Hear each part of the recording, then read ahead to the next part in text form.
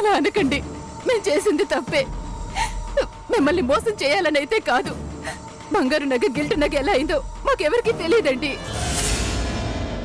మీకు ఇస్తావన్న 25 లక్షలు ఇచ్చాం కదండి. హారం గురించి మర్చిపోయి నిశ్చితార్థం జరిపించండి. కుదరనే కుదరదు. నేను సెంటిమెంట్ని ఎంత నమ్ముతానో నమ్మకాన్ని అంతే నమ్ముతాను. మోసం చేస్తే అస్సలు సహించను. హారం గురించి నాకు సంబంధం లేకపోయినా నాకు కాబోయే కోడలు మెళ్ళ వేశారు.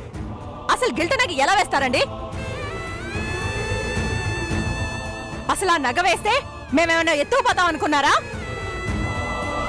అమ్మో, అందరిలో ఎంత అవమానించారు. ఇంత అవమానమా నేను నా జీవితంలో చూడలేదు. అమ్మా తల్లి, మీకొక దండం.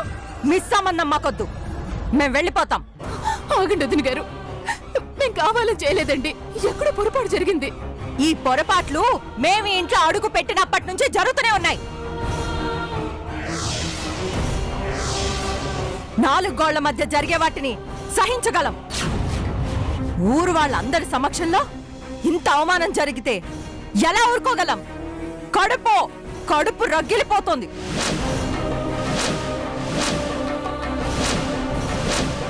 ఇంకా మేము ఉండం. పదండి.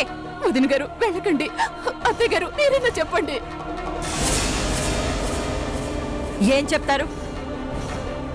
ఆవిడికి సంస్కారం ఉంది. జరిగిన తప్పుని ఒప్పని ఎలా చెప్పగలరు? అత్తయ్య గారు, ఈ ఒక్కసారికి క్షమించండి. ఎన్నిసార్లు అడుగుతారయ్యా? ఈ మాట నువ్వు ఎన్నిసార్లు అడుగుతావు? సిగ్గు లేదు?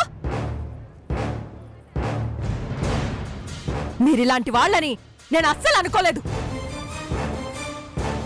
మీరెన్నైనా చెప్పండి, ఇంత అవమానం జరిగాక మేమిక్కడ అసలు ఉండం. మీరు కాళ్ళు పట్టుకుని బ్రతిమాలినా సరే, గడ్డం పట్టుకుని బుజ్జగించినా సరే, మేం మాత్రం ఇక్కడ ఒక్క క్షణం కూడా ఉండం. వెళ్ళిపోతాం. ఒక్క క్షణం ఉండండి అత్తయ్య గారు. దేనికి నాయనా? బంగారం హార తీసుకొచ్చి చేతిలో పెడతావా? నువ్వు పెట్టినా నేను తీసుకోను. ఈశ్వరా,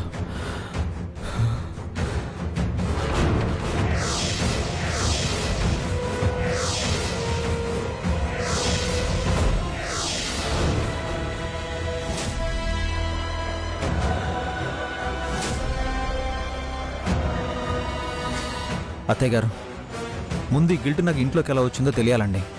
ఒక్క నిమిషం ఉండండి. ఏంటి, మేమేమన్నా చేశామని నీకు అనుమానమా? అయ్యో, అది కాదండి. మీరు ఉండండి, చెప్తాను. నానా,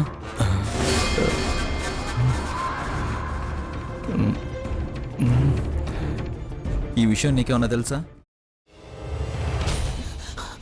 నువ్వు ఇంకేమన్నా చెప్పాలా? ఇంకేమన్నా అబద్ధం చెప్పాలనుకుంటే చెప్పేయి. నేను చూడాలనుకుంటున్నాను నన్ను మోసం చేయడానికి నువ్వు ఎంత నీచానికి దిగజారగలవు అని. ఎందుకు ఆలియా, ఎందుకు నువ్వు ఇలా చేసావు? నీకు తెలుసు కదా, నానమ్మ తర్వాత నీ ఒక్కదానిని కదా నేను పూర్తిగా నమ్మేది. ఏమన్నావు నువ్వు? ఈ మధ్య అన్నిటినీ మర్చిపోతున్నావా? అది చాలు. వాటిలో ఉన్న శక్తి విషయాన్ని గ్రహించి మనకు వివరిస్తాయి.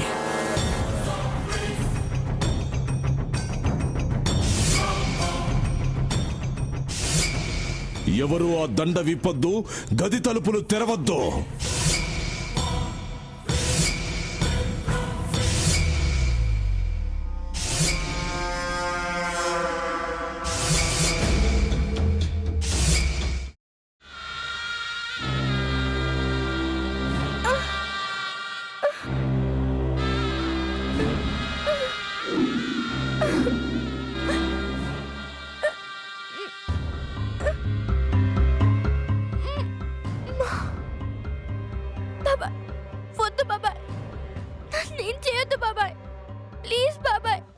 నీకు నిజం తెలిసినప్పుడే నా ఆలోచనలో నువ్వు చచ్చిపోయావు.